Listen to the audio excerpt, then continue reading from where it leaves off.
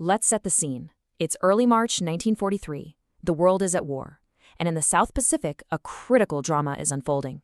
Imagine a convoy of 16 Japanese ships, codenamed Operation 81, cutting through the waves of the Bismarck Sea. 8 of those are big, slow transports, packed to the gills with almost 7,000 soldiers, men who are desperately needed to hold the line in New Guinea.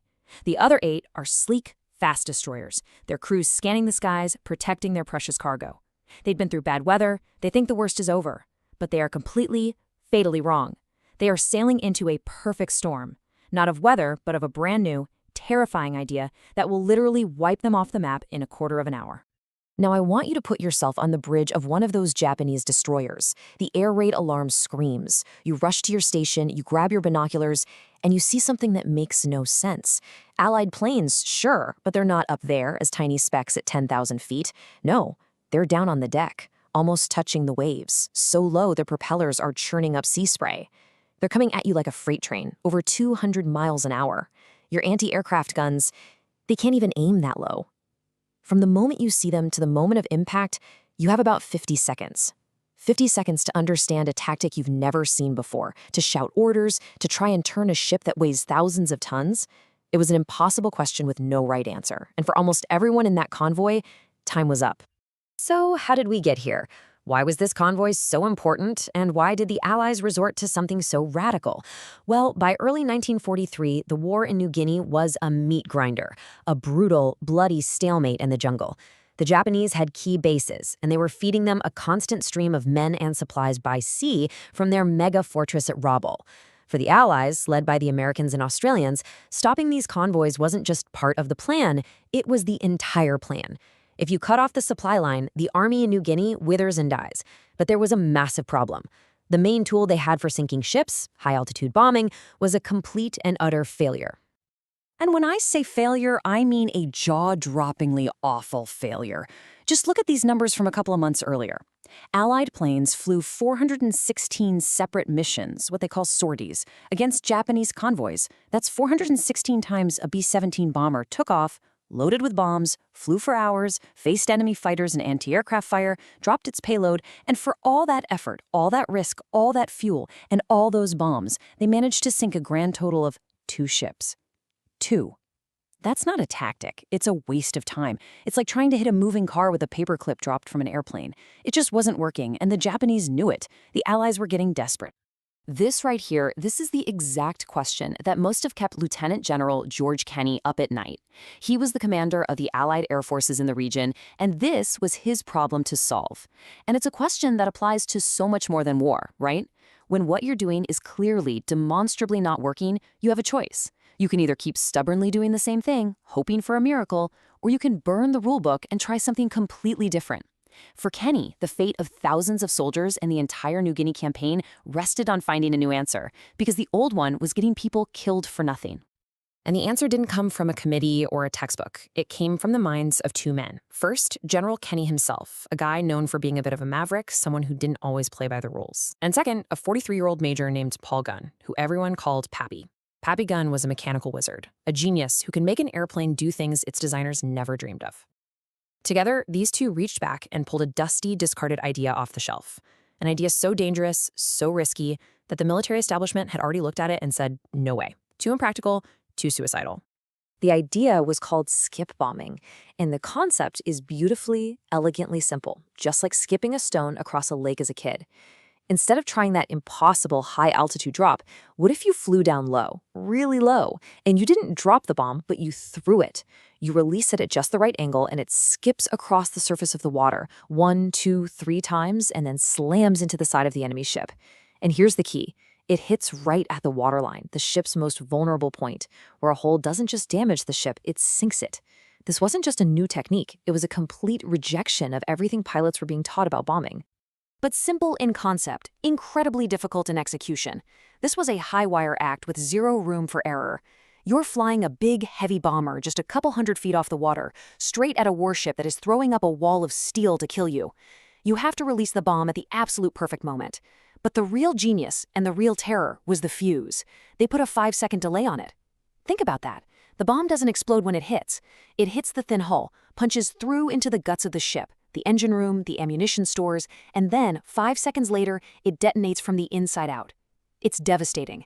But for the pilot, if you're too low or too slow, your own bomb's explosion could rip your plane out of the sky. It was unbelievably dangerous. Now, Kenny and Gunn knew that sending a standard bomber on a run like this was a death sentence. You'd be shredded by anti-aircraft fire before you ever got close. So you had to solve that problem first. And Pappy Gunn's solution was brilliantly simple. Fight fire with more fire. A lot more fire. He took the workhorse B-25 Mitchell bomber and performed radical surgery on it. He tore out the nose, where the bombardier would normally sit, and just packed it, and the sides and the belly with forward-firing 50-caliber machine guns. He turned a bomber into a flying shotgun, a monster designed for one thing, to blast the deck of a ship so thoroughly that no one would be left alive or brave enough to fire back. And this quote right here, from Kenny to Gunn, it tells you everything you need to know about the mindset behind this. Pull everything out of the nose and fill it full of 50-caliber guns. There's no nuance there. It's raw, aggressive, and perfectly clear. He goes on, I want a skip bomber that can overwhelm the deck defenses of a Japanese destroyer. The key word is overwhelm. This wasn't about a fair fight. It was about creating such a tidal wave of lead that in those few critical seconds of the attack run, the enemy gunners would be swept away, giving the bomber just enough time to deliver its fatal payload.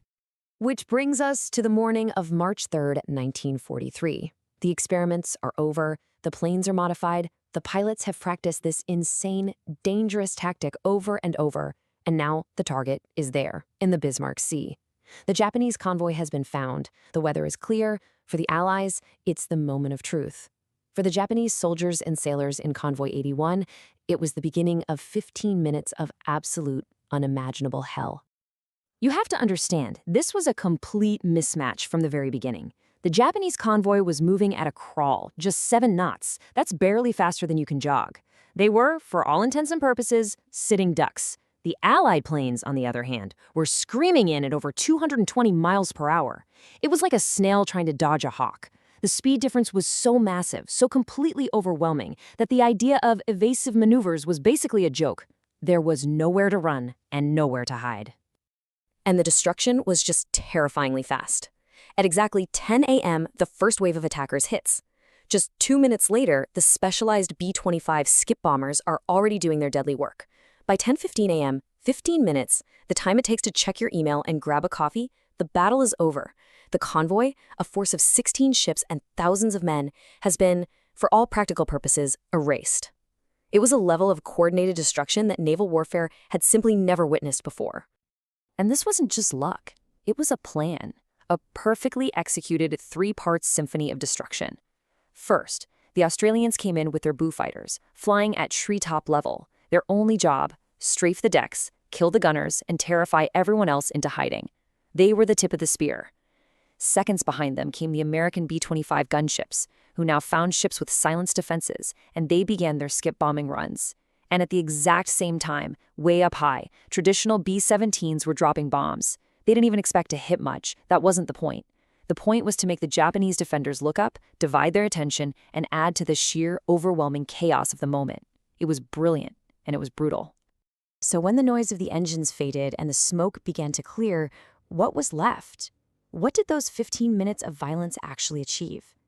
The results were so one-sided, so catastrophic, that both the Allies and the Japanese knew, in that very moment, that the fundamental rules of naval warfare had just been violently rewritten. Let's just look at the butcher's bill. The 8 transport ships, the whole reason for the convoy's existence, were all sunk. Every single one. 100% loss. The 8 elite destroyers meant to protect them, half of them were at the bottom of the sea. And the troops, almost 3,000 men who were supposed to reinforce New Guinea, were now dead or dying in the water. From a military perspective, it wasn't a defeat for the Japanese, it was an annihilation. And behind these stark numbers is a terrible human tragedy. Of the nearly 7,000 soldiers who started the journey, only about 1,200 ever made it to land.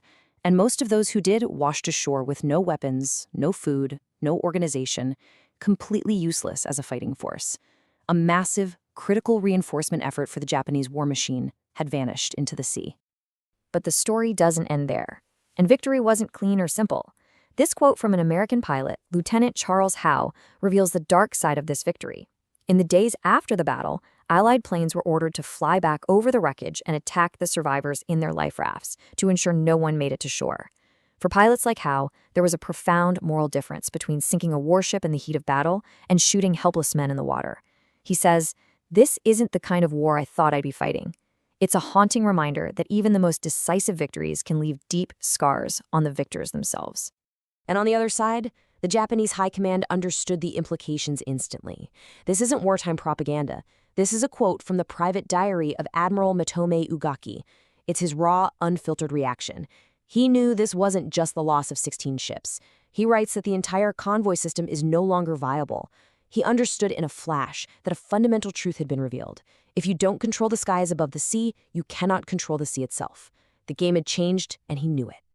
Because the Battle of the Bismarck Sea wasn't just an event in the Pacific War. It was a turning point, a moment where a single idea, born out of pure desperation, sent ripples through military thinking that are still being felt today. The battle was over, but its legacy was just beginning. And here is the single biggest lesson. For hundreds of years, the ultimate symbol of military power was the battleship. The belief was that a powerful fleet could sail anywhere and defend itself. The Bismarck Sea shattered that belief forever. It proved, in the most brutal way imaginable, that even the most powerful warship was fatally vulnerable if it sailed within range of land-based aircraft. It was a psychological shock to navies all over the world. The balance of power had fundamentally and permanently shifted from the sea to the air. And that shift started an arms race that continues to this day. The core idea of skip bombing, a fast, low-flying weapon that hits a ship at the waterline, was now a proven concept. So what happened? Well, navies started scrambling to build better defenses, better radar, faster-firing guns, and eventually surface-to-air missiles. And the attackers, they just worked on making the weapon better, smaller, faster, and smarter. And if you want to see the direct legacy of this battle today, just look at a modern anti-ship missile like a Harpoon, a sea-skimming, high-speed weapon that hits a ship at the waterline. It is the direct technological grandchild of those crude, unguided bombs skipping across the Bismarck Sea in 1943. And that brings us to the final and maybe most important takeaway for us today. The Battle of the Bismarck Sea is a perfect, brutal example of how a single disruptive innovation can make entire ways of fighting, entire arsenals of weapons, obsolete overnight. It happened with skip bombing. So it forces you to ask the question, as we look around at the world today, at technologies like drone swarms, cyber attacks, hypersonic weapons, what's the next skip bomb? What seemingly strange, radical idea is lurking out there right now, about to completely change the rules of the game all over again?